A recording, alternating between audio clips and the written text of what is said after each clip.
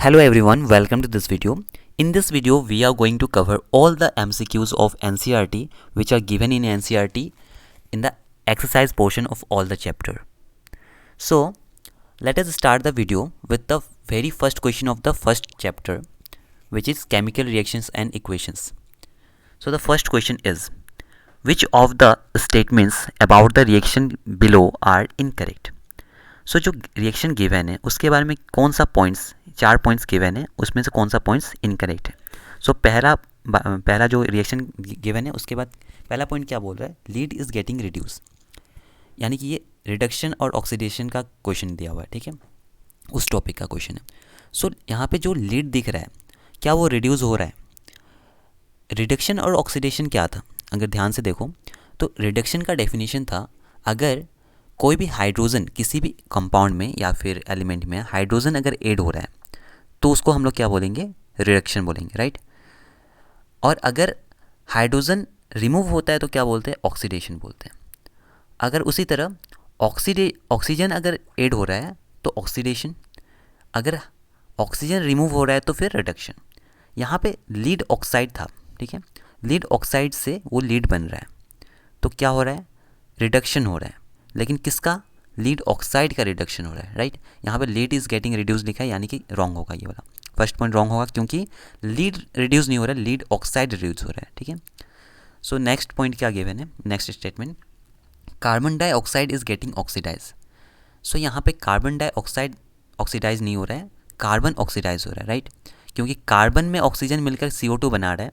So CO2 is not getting oxidise, carbon is getting oxidise. So option number, जो statement number B जो है वो भी incorrect है. स्टेटमेंट सी को देखते हैं, carbon is getting oxidise. Yes, अभी बोला मैंने, कार्बन जो है ऑक्सीडाइज हो रहा है, तो यानी कि कार्बन ऑक्सीडाइज होकर CO2 बना रहा है, तो ये ऑप्शन सी, स्टेटमेंट सी जो है वो करेक्ट है. Statement number D, lead oxide is getting reduce. सही बात है, लीड ऑक्साइड रिड्यूस होकर लीड बन रहा है. सो इस तरह से यहाँ पे दो ऑप्शन, दो स्टेटमेंट जो था, ये वाला अपना स्टेटमेंट नंबर ए और स्टेटमेंट नंबर बी, ये इनकरेक्ट हो गया और यहाँ पे ए और बी फर्स्ट ऑप्शन में. So the correct answer will be option number A, which is A and B. Next question, next question में एक रिएक्शन गिवन है विच और पूछा है कि the above reaction is an example of.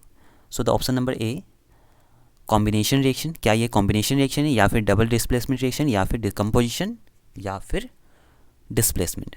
सो यहाँ पे देखो, आयरन ऑक्साइड था, ठीक है, उसको अगर इसमें एल्युमिनियम मिलके क्या बना रहा है, एल्युमिनियम ऑक्साइड बन रहा है और यहाँ पे आयरन निकल जा रहा है. ठीक है. सो इस तरह से यहाँ पे क्या हुआ है, एल्युमिनियम ऑक्सीजन को क्या कर दिया, डिस्प्लेस कर दिया. ठीक है, एल्युमिनियम आयरन को डिस्प्लेस कर दिया, सॉरी, एल्युमिनियम क्या को कर दिया, आयरन को डिस्प्लेस कर दिया, यानी कि डिस्प्लेसमेंट रिएक्शन ही है. सो option number D is the correct. Next question, what happens when dilute HCl is added to iron filling. सीख द करेक्ट आंसर. सो देखो, सबसे पहले अगर HCl है तुम्हारे पास, ठीक है, हाइड्रोक्लोरिक एसिड है, उसमें क्या हो रहा है, क्या ऐड हो रहा है, आयरन ऐड हो रहा है. ठीक है, आयरन अगर ऐड हो रहा है तो क्या बनेगा, आयरन और Cl, ठीक है, FeNCl, FeCl बनाएगा. तो यहाँ पे फर्स्ट ऑप्शन में देखो आयरन क्लोराइड लिखा है, FeCl, एंड हाइड्रोजन अकेला गैस बन के वेपराइज हो जाएगा. तो यहाँ पे ऑप्शन नंबर ए ही करेक्ट है, hydrogen gas and iron chloride are produce. ठीक है, क्लोरीन गैस नहीं बनेगा, यहाँ पे क्लोरीन तो अकेला नहीं है. नो रिएक्शन टेक्स प्लेस, ये ऑप्शन रॉन्ग है. Iron salt and water produce, नहीं. ठीक है, वाटर प्रोड्यूस होने के लिए ऑक्सीजन चाहिए, जो कि यहाँ पे है ही नहीं. तो यहाँ पे first option, hydrogen gas and iron chloride will produce. Okay. So अब नेक्स्ट चैप्टर में जाते हैं. So the first question of acid, bases and salt. A solution turns red litmus blue. Red litmus blue बना रहा है, pH उसका क्या होगा, pH क्या हो सकता है. So option A 1, option B 4, option C 5, option D 10. So इसका तो डायरेक्टली पता चल रहा है कि 10 होगा, बट रेड लिटमस अगर ब्लू कर रहा है तो यानी कि वो क्या है, बेस है, और बेस का pH हमेशा 7 से ज़्यादा होता है, 7 से ग्रेटर होता है, तो 10 होगा आंसर. सही है. Next, a solution reacts with crushed egg shells to give a gas that turns lime water milky the solution contains. So the options are NaCl, HCl, LiCl, KCl. ठीक है, सो इसका correct answer HCl होगा. ठीक है, इसको याद रखना है तुम लोगों को. नेक्स्ट क्वेश्चन, ऐसा टाइप का क्वेश्चन आता है, 10 ml of solution of NaOH is found to be completely neutralized by 8 ml. 10 ml अगर 8 ml से हो जा रहा है तो यहाँ पे ठीक है, given solution of HCl. If you take 20 ml of the same solution अगर 20 ml का लेगा NaOH का, तो अमाउंट ऑफ HCl कितना होगा. ठीक है, सो यहाँ पे इसका correct answer option number D होगा. क्यों? क्योंकि अगर 10 ml 8 ml बना रहा है, सो 20 ml कितना बनाएगा, इसका डबल, जो इसका प्रोडक्ट था उसका डबल हो जाएगा, 8 2 जा 16. ठीक है, next question, which one of the following types of medicines is use for treating indigestion. ठीक है, सो इनडाइजेशन जो है इसको ट्रीट करने के लिए कौन सा मेडिसिन दिया जाता है. ठीक है, मेडिसिन का टाइप्स होता है, तो इसमें एंटीबायोटिक, एनाल्जेसिक, एंटासिड या फिर एंटीसेप्टिक. सो एंटीसेप्टिक जो होता है वो स्किन से रिलेटेड होता है, राइट, तो ये तो नहीं होगा. एनाल्जेसिक होगा, क्योंकि एनाल्जेसिक इनडाइजेशन से रिलेटेड जो भी डिजीज़ होता है उसमें दिया जाता है. ठीक है, सॉरी, एनाल्जेसिक भी नहीं होगा, एंटासिड होगा, सॉरी.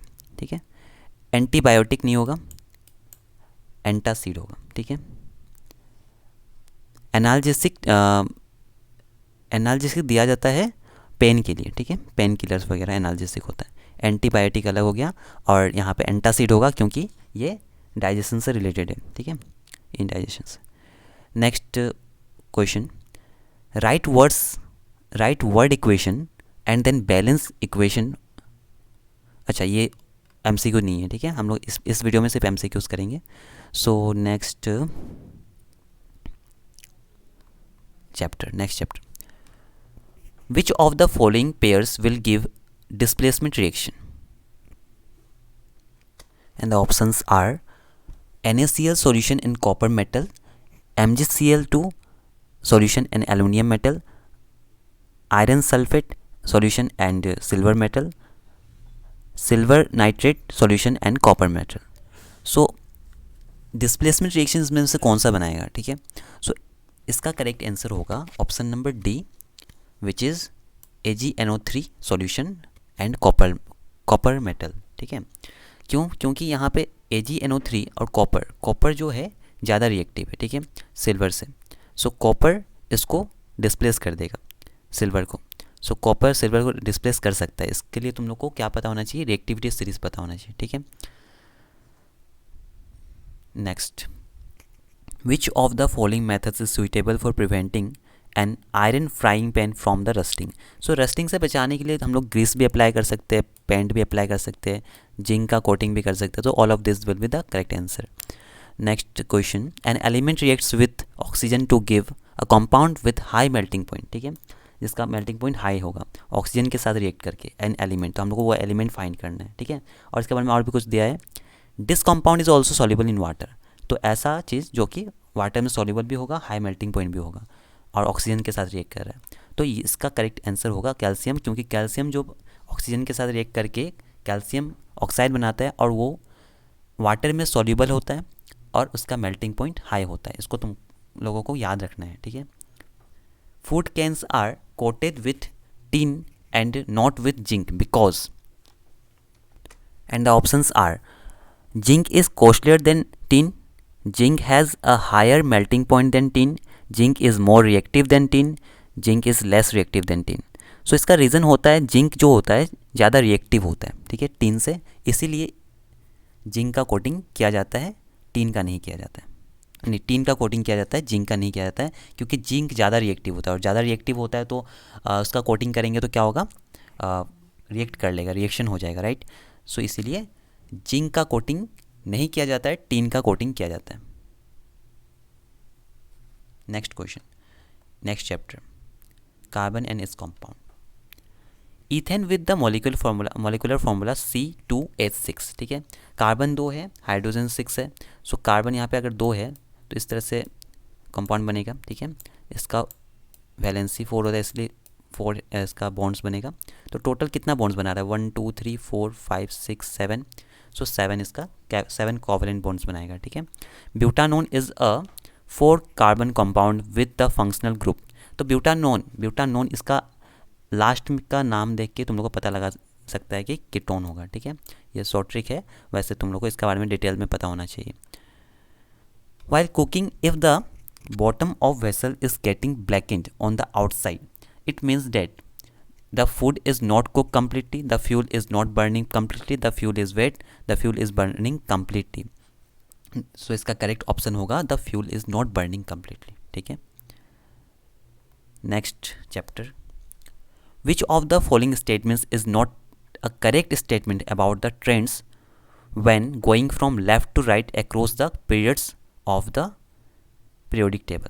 सो क्वेश्चन में बोल रहा है कौन सा करेक्ट स्टेटमेंट नहीं है अगर ट्रेंड का बात करें लेफ्ट टू राइट, ठीक है। लेफ्ट टू राइट जाएगा तब पीरियोडिक टेबल में अक्रॉस द पीरियड, ठीक है। लेफ्ट टू राइट अगर पीरियड्स में जाता है तो। So the first option is the elements become less metallic in nature, the number of valence electrons increases, the atoms lose their electrons more easily, the oxides become more acidic.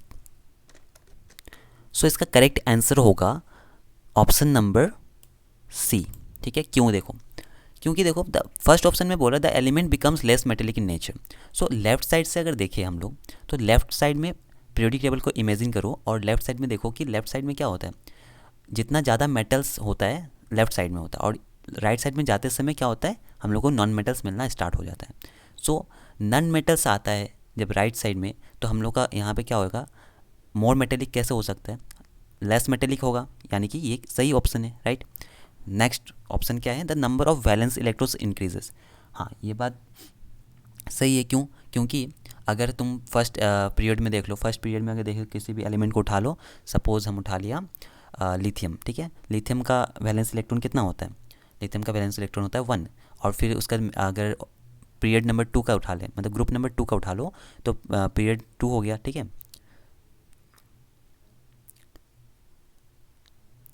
Across the period, हाँ period 2 हो गया, तो period 2 में यहाँ पे क्या हो जाएगा, सपोज हम लोग यहाँ पे उठा लो मैग्नीशियम का, तो इसका वैलेंस इलेक्ट्रॉन बढ़ जाता है। तो लेफ़्ट टू राइट जाने से हमेशा क्या होता है, पीरियड्स में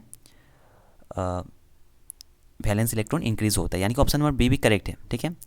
ऑप्शन नंबर डी को अगर देखें, the oxides more become more acidic, तो जो भी ऑक्साइड्स बनता है वो एसिडिक ज़्यादा होता है, तो ये बात भी करेक्ट है, ठीक है। और ऑप्शन नंबर सी में बोल रहा है लूज देयर इलेक्ट्रॉन्स ईजिली, तो अगर लेफ़्ट टू राइट जाएगा तो वैलेंस इलेक्ट्रॉन अगर बढ़ रहा है, वैलेंस इलेक्ट्रॉन अगर बढ़ रहा है तो ईजिली कैसे लूज़ करेगा, वैलेंस इलेक्ट्रॉन कम रहेगा तो लूज़ करने का चांसेस ज़्यादा है, right. So option number C will be the correct.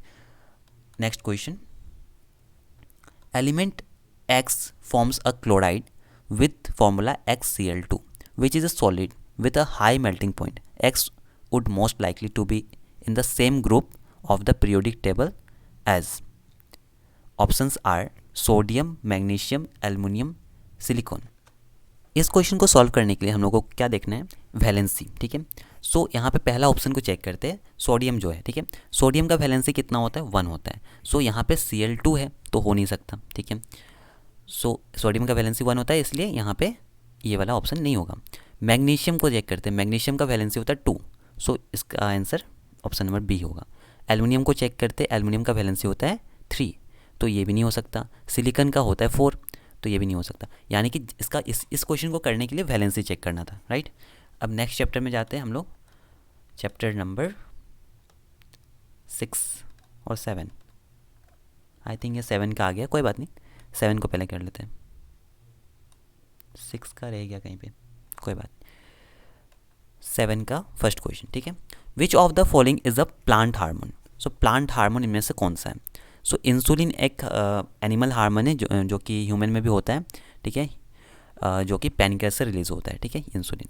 Thyroxine thyroid gland से रिलीज होता है। एस्ट्रोजन भी, एस्ट्रोजन जो है फीमेल हार्मोन है जो कि एनिमल में होता है, राइट। अभी साइटोकाइनिन जो है ये प्लांट हार्मोन है, याद रखना है, ठीक है। The gap between 2 neurons is called, कितना बार क्वेश्चन पूछ चुका है ये वाला, सिनेप्स होता है इसका, ठीक है। ऑप्शंस पढ़ने की जरूरत ही नहीं है, सिनेप्स होता है। The brain is responsible for, so brain जो है ह्यूमन ब्रेन वो सबके लिए रेस्पॉन्सिबल होता है, थिंकिंग के लिए भी, रेगुलेटिंग द हार्ट बीट को भी बैलेंस करता है, और बैलेंसिंग द बॉडी, ठीक है, बॉडी का पोस्चर भी मेंटेन करता है। सो सभी करेक्ट है, ऑप्शन नंबर डी। ठीक है, इस चैप्टर का एमसीक्यूज बहुत ही इजी था। नेक्स्ट चैप्टर सेक्सुअल रिप्रोडक्शन वाला चैप्टर जो है, ठीक है, हाउ डू ऑर्गेनिज्म रिप्रोड्यूस, वो वाला chapter. So the first question, asexual reproduction takes place through budding. Budding किस में होता है? बडिंग एमीबा में होता है, राइट? सॉरी, बडिंग ईस्ट में होता है। विच of the following is not a part of female reproductive system in human beings. So ovary एक पार्ट है, यूटेरस भी है, वैस difference fallopian tube, fallopian tube है, वैस डिफरेंस नहीं है। ठीक है, सो वैस difference will be the correct answer, which is not a part of female reproductive system in human beings. Anther में क्या होता है?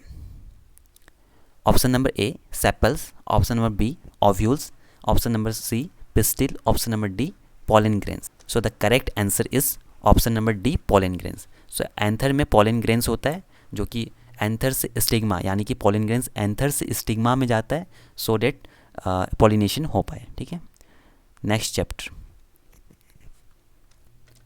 सो the first question is, a Mendelian experiment consisted of breeding tall pea plants bearing violet flowers with short pea plants bearing white flowers. So the progeny all bore violet flowers, but almost half of them were short. This suggests the progeny all bore violet flowers, but almost half of them were short.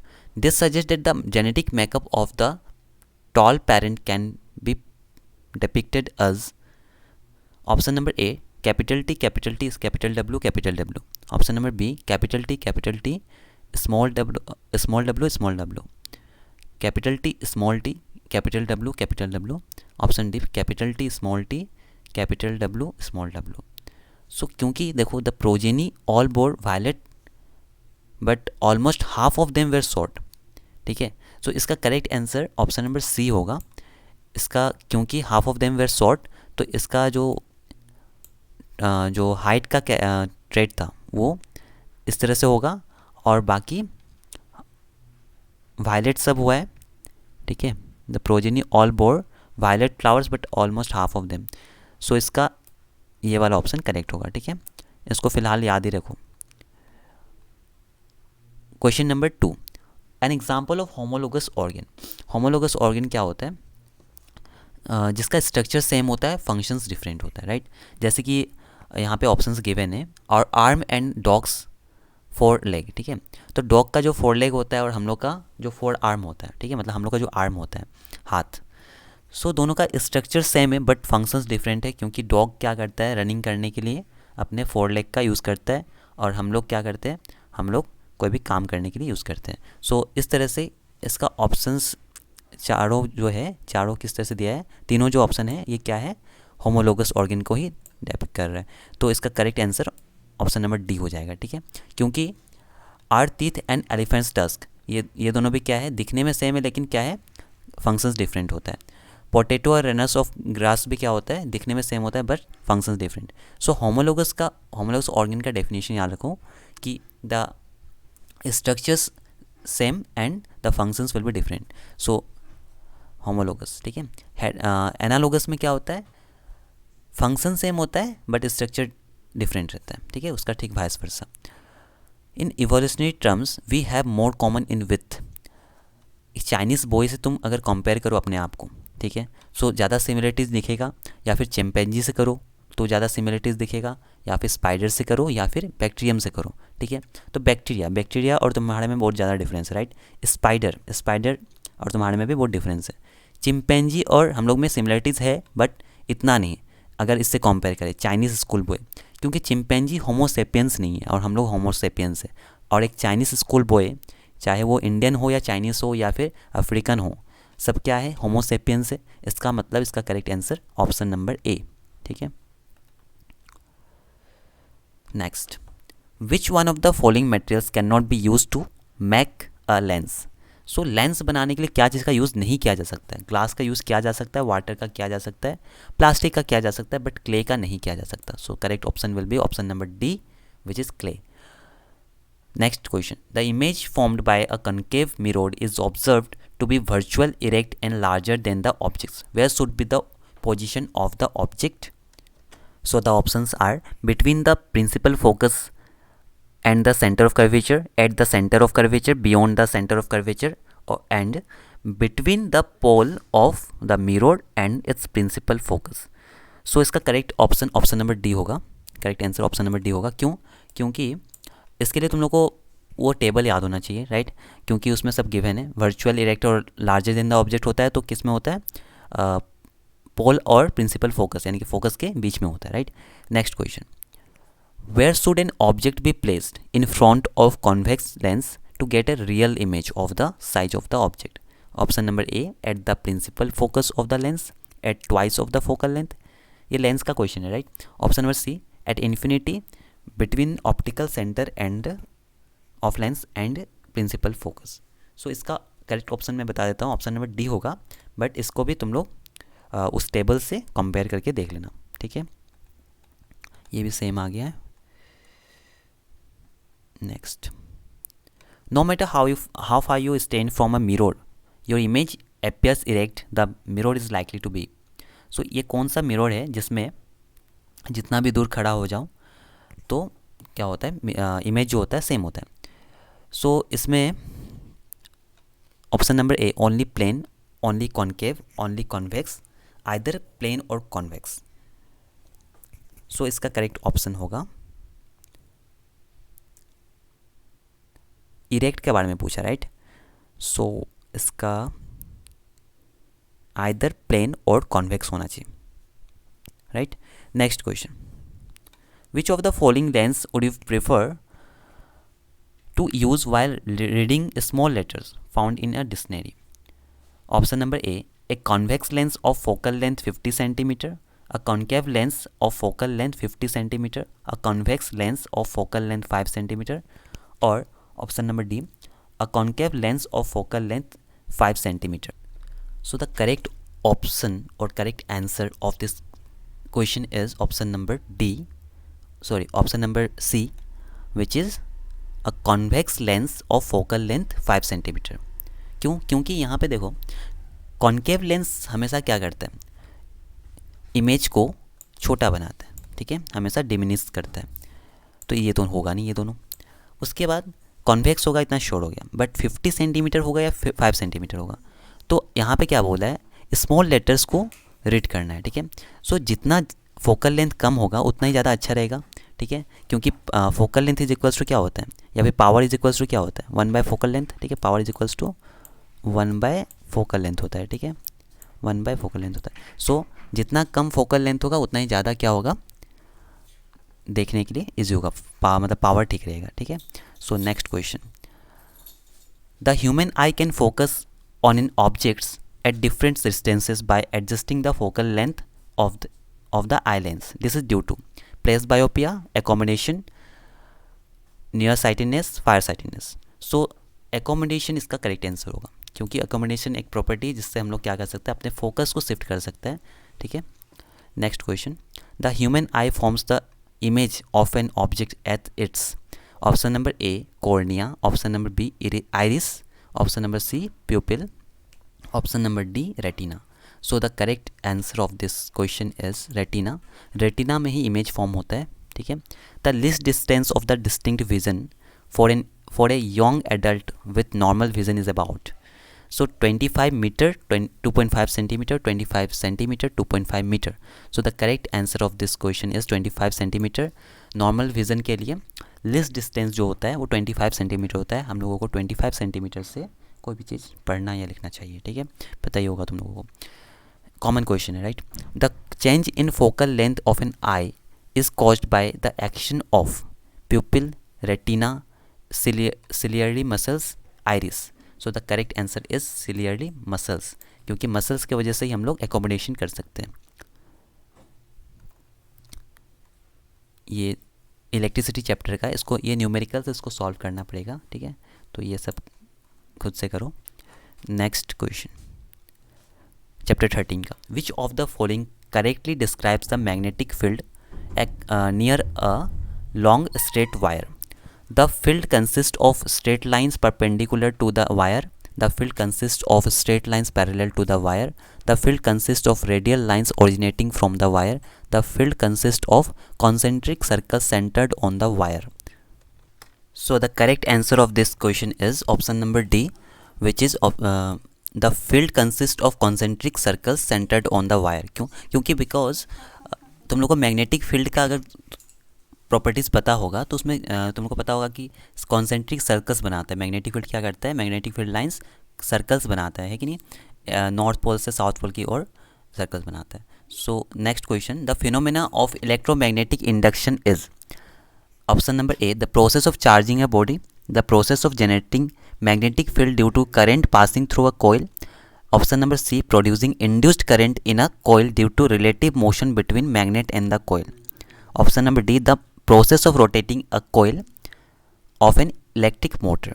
सो इसका correct option number C होगा। Electromagnetic induction का definition ही क्या है? The process of producing induced current in a coil due to the relative motion between magnet and the coil is known as electromagnetic induction. Okay, the device used for producing electric current is called so electric current produce करने वाला कौन होता है? Generator होता है। ठीक है, galvanometer नहीं होता, एमीटर नहीं होता, मोटर नहीं होता।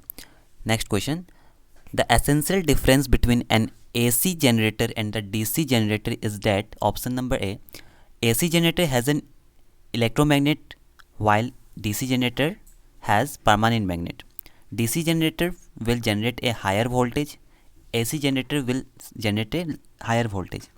Or option number D, AC generator has slip rings while DC generator has commutator.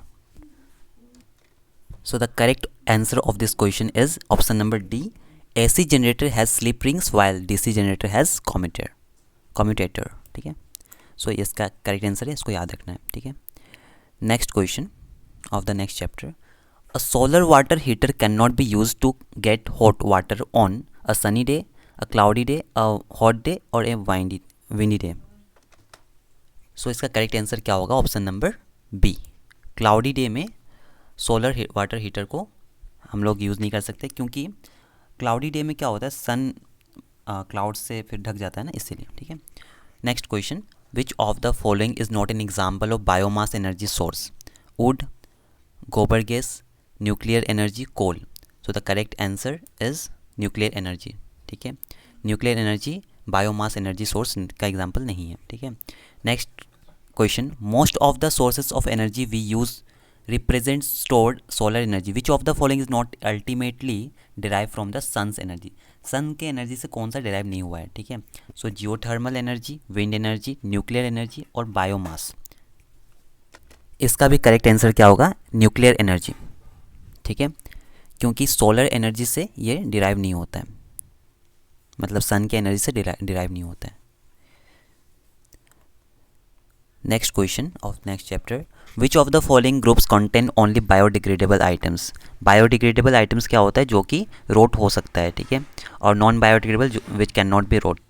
So option number A, grass, flowers and leather. So grass, flowers, leather में ग्रास जो है बायोडिग्रेडेबल है, राइट? फ्लावर्स भी बायोडिग्रेडेबल, बट लेदर जो है वो biodegradable नहीं है। Next option, grass, wood, plastic.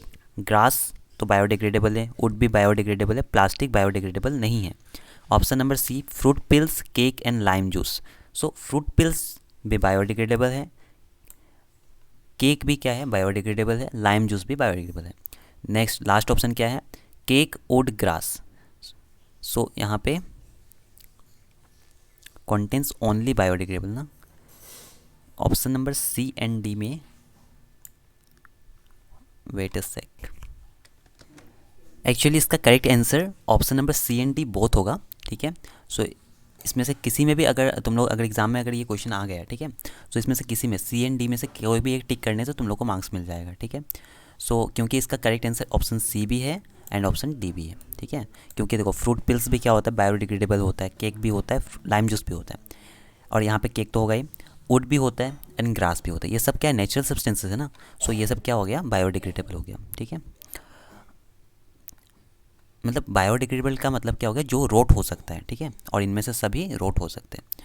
Next question, which of the following is constitute a food chain, ठीक है, कौन सा एक फूड चेन को रिप्रेजेंट कर रहा है? ग्रास वीट मैंगो नहीं, ग्रास वीट मैंगो में कहाँ फूड चेन होगा, ठीक है। Grass goat human, yes, grass goat human में क्या होगा? फूड चेन दिख रहा है, क्योंकि गोट जो होता है ग्रास को खाता है, ह्यूमन गोट को खाता है, ठीक है, जिससे क्या होता है? फूड चेन एक रन करता है। नेक्स्ट है ऑप्शन नंबर सी, ये ऑप्शन भी करेक्ट होगा। ऑप्शन नंबर सी क्या है? देखो, गॉट, काउ, एलिफेंट। तो गॉट और काउ और एलिफेंट ये तीनों का तीनों क्या है? वेजिटेरियन है, राइट। मतलब क्या? ये तीनों ही हार्बीवोर्स हैं। सो ये तो इससे तीनों अगर हार्बीवोर्स है तो यहाँ पे फूड चेन तो नहीं चलेगा, ठीक है। ग्रास फिश गोट, ग्रास फिश गोट में से ये तीनों में क्या होता है? एक दूसरे को नहीं खाते, इसलिए क्या होगा? ये भी फूड चेन नहीं बना रहे। So the correct answer will be option number B, grass goat human, क्योंकि गोट ग्रास को खाते, ह्यूमन गोट को खाते, ठीक है। Next question, which of the following are environment friendly practices? Carrying cloth bags to put purchases in while shopping, while shopping, switching off unnecessary lights and fans, walking to school instead of getting your mother to drop you on her scooter, all of you, oh sorry, all of the above, sorry, all of the above. So the correct answer will be all of the above, because ये सारा ही काम क्या है? ये सारा ही काम environment friendly है, ठीक है। सो इसमें हर चैप्टर का एमसीक्यू सॉल्व हो चुका है, ठीक है। इसका पीडीएफ में दे दूँगा, लिंक दे दूँगा इसका डिस्क्रिप्शन में। और तुम लोग यहाँ पे चैप्टर 6 सिर्फ छूट गया है, और चैप्टर 12, क्योंकि चैप्टर 12 में न्यूमेरिकल्स था, और चैप्टर 6 यहाँ पे रह गया, बाकी सब हो गया, ठीक है। सो अगर तुम लोगों को पसंद आया तो लाइक करो, सब्सक्राइब करो, ठीक है। Thanks for watching the video.